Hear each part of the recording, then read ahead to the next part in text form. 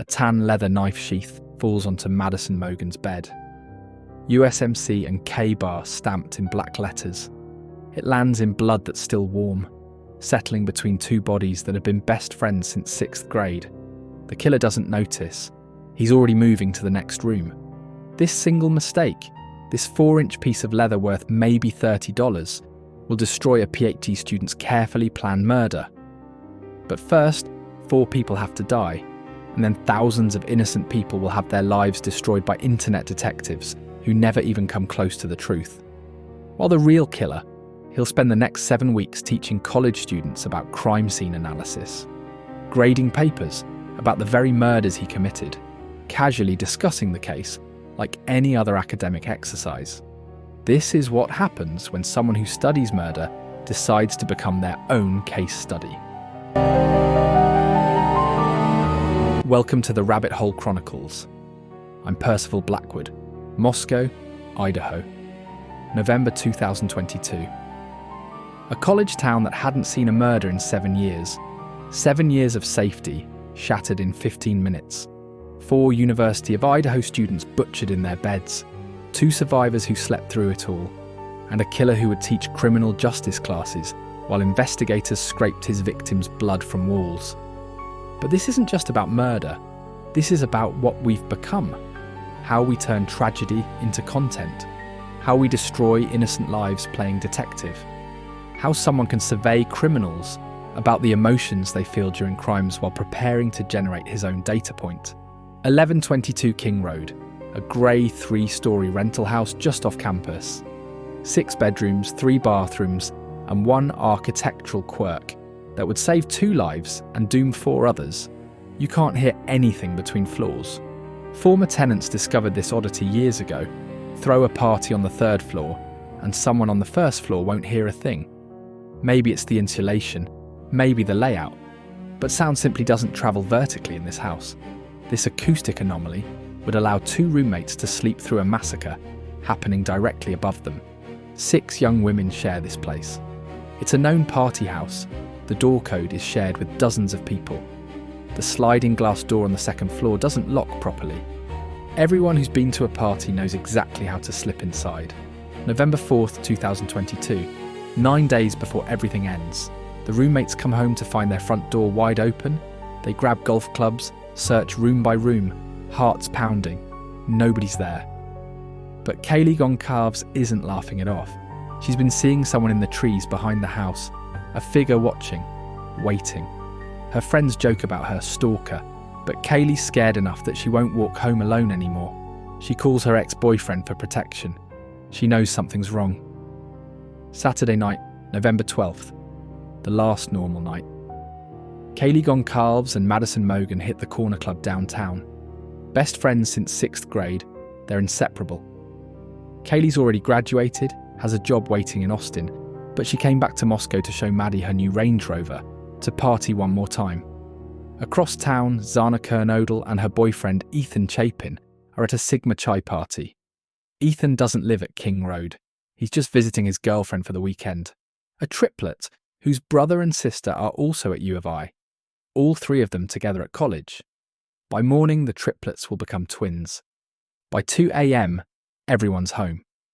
Dylan Mortensen and Bethany Funker, the other roommates, are already asleep on the 1st floor, the floor where sounds don't carry. Kaylee's dog Murphy is there. These are kids with their whole futures mapped out. Madison's moving to Boise. Xana's got 2 more years of school. She posts cooking TikToks that will keep getting views long after she's gone. Strangers commenting on recipes from a dead girl. 3:45 a.m. Xana's still awake, drunk hungry. She orders DoorDash. The food arrives at 4 a.m. Driver drops it at the door, notices nothing unusual, drives away. Minutes later, literally minutes, someone else arrives at King Road. They don't knock. They know about the sliding door. They've known for weeks. The killer moves with military precision. Up to the 3rd floor first. Kaylee and Madison are in the same bed. They'd fallen asleep together like countless times before. The weapon is a K-bar combat knife, the kind Marines use. The attack is swift, brutal, multiple stab wounds. But here's what the crime scene photos would show. Defensive wounds on their hands and forearms. They woke up. They fought. They tried. But you can't fight a knife in the dark when you're trapped in bed. Murphy the dog watches it all. Unharmed, the killer ignores him completely. In the frenzy, the sheath falls from the killer's belt, down to the second floor. Xana's awake, maybe heard something, maybe just eating her food that arrived minutes ago. She's with Ethan, more violence. The neighbour's camera picks up audio at 4:17 a.m. Voices, whimpering, crying, a loud thud. Dylan Mortensen opens her door. She sees him. Athletic build, maybe 5'10", not muscular but not weak. Black mask covering nose and mouth. But those eyes, those bushy eyebrows above the mask. He walks past her inches away. Doesn't look at her. Doesn't stop. Just walks toward the back door like he's finished with his work. Dylan freezes. Complete paralysis. She locks herself in her room and won't emerge for 8 hours. 8 hours with 4 dead friends above her. A white sedan speeds away at 4:20 a.m, caught on multiple cameras. The attack took less than 15 minutes. 4 lives ended. Murphy the dog would be found by police, covered in blood but unharmed, and given to animal services. 11:58 a.m, someone finally calls 911. Unconscious person, they report. Not murders. Because even with friends who come to check, nobody could process what they were seeing. Moscow police arrived to find a slaughterhouse. No sexual assault, no robbery, no clear motive, and no suspect. Within hours, the internet activates. Reddit explodes. TikTok detectives emerge. Everyone becomes Sherlock Holmes, and everyone's about to destroy innocent lives. First victim. A young man at a food truck with Kaylee and Madison. Someone screenshots surveillance video, circles his face. Suspicious man following the girls. They call him Hoodie Guy. Within hours, his name, photo, address spread everywhere. Death threats flood in. Reporters camp outside his apartment. Police clear him immediately. He was literally ensuring they got home safe.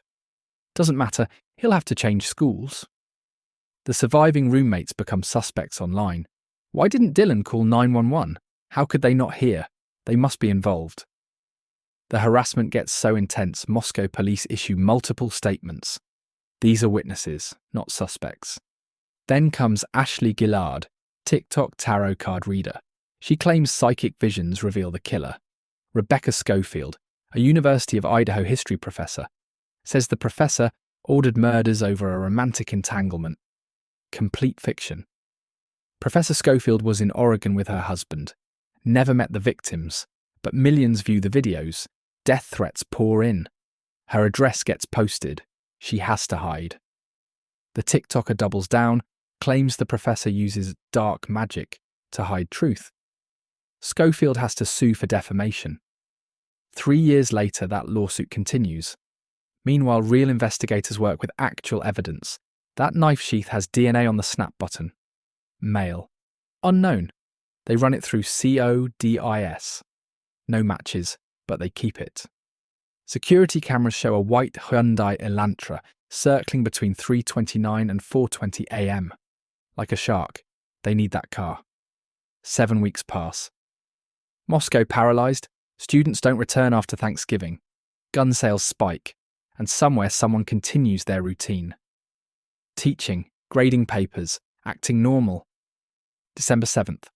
Police plead, help find a white 2011 to 2013 Hyundai Elantra. AWSU officer searches databases, finds a 2015 white Elantra registered to a graduate student 10 miles away in Pullman. The car has Washington plates now, but had Pennsylvania plates before, and Pennsylvania doesn't require front plates, matching what cameras showed. Phone records reveal something damning. The owner's phone goes dark from 2:47 a.m. to 4:48 a.m. on November 13th, covering the murder perfectly. But that same phone pinged near King Road, at least 12 times before. Late nights, early mornings, like someone studying, planning. The killer had already been stopped twice by police and let go. Nobody knew until later. The suspect was driving cross-country with his father. Indiana officers pulled them over for speeding, then tailgating. Body cam shows anxiety, shaking hands. They get warnings. The officers never know who they just released. December 27th. FBI pulls trash from a Pocono Mountains house. The father's DNA is tested. Perfect paternal match to the knife sheath. 99.9998% certainty. December 30th, 3 a.m. SWAT surrounds the house. The suspect is arrested. His first words, "Was anyone else arrested?"